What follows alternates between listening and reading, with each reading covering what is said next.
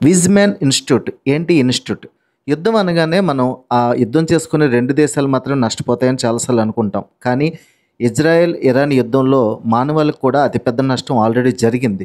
ఎందుకంటే విజ్‌మ్యాన్ ఇన్‌స్టిట్యూట్ అనేది science laboratory. ఈ సైన్స్ ల్యాబొరేటరీలో క్యాన్సర్‌కి సంబంధించి, జెనెటిక్‌కి సంబంధించి, హార్ట్‌కి సంబంధించి ఎన్నో విలువైన పరిశోధనలు జరుగుతున్నాయి. న్యూరో డెవలప్‌మెంటల్ సైన్సెస్ తప్పించి. ఈ యొక్క పరిశోధనల ద్వారా ఇప్పటివరకు వాళ్ళు ప్రపంచానికి ఎన్నో గొప్ప మందుల్ని, గొప్ప పరిశోధనల్ని, గొప్ప ప్రయోగాల్ని అందించారు. ఈ విజ్‌మ్యాన్ ఇన్‌స్టిట్యూట్ ఇజ్రాయెల్ యొక్క చరిత్రలోనే క్రౌన్ లాంటిది. దీన్ని సైన్స్‌లో అత్యంత ప్రోగ్రెసివ్ అని చెప్తారు. అక్కడ హార్ట్‌కి సంబంధించిన రీసెర్చెస్, క్యాన్సర్‌కి సంబంధించిన రీసెర్చెస్ అండ్ న్యూరో డెవలప్‌మెంటల్ సైన్స్‌కి సంబంధించిన ఎన్నో జరుగుతున్నాయి. ఇలాంటి పరిశోధనలన్నిటికీ సుమారుగా 45 ల్యాబ్‌ల పైగా ఈ యొక్క ఇరాన్ యొక్క మిసైల్ అటాక్‌లో పూర్తిగా ధ్వంసమయ్యాయని, ఆ పరిశోధనలన్నీ వెనక్కి వెళ్ళే అవకాశం ఉందని, మానవాళికి ఇది అతిపెద్ద నష్టమని, బహుశా ఇజ్రాయెల్ ఇప్పటివరకు జరిగిన యుద్ధాల్లో కోల్పోయిన అతిపెద్దది విషయం లేకపోతే అతి గొప్ప విషయం ఇదేనని చెప్తున్నారు. ఇది ఒక విధంగా మనందరికి కూడా అతిపెద్ద లాస్.